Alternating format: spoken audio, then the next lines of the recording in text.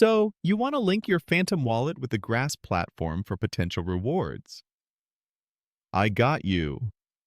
Grass is a project many in the USA and elsewhere are watching as it lets you share unused internet bandwidth for points that may become crypto tokens. Connecting your Phantom wallet is usually about associating your Solana wallet address with your Grass account for future token distributions or airdrops.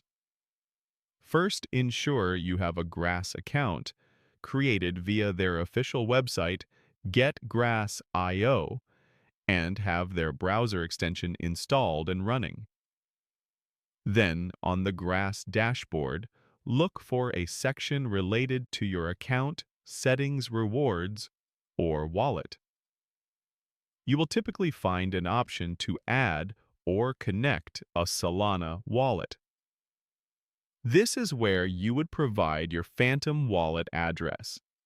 Get this address by opening Phantom, clicking your account name at the top to copy the address, and then paste it into the specified field on the Grass dashboard.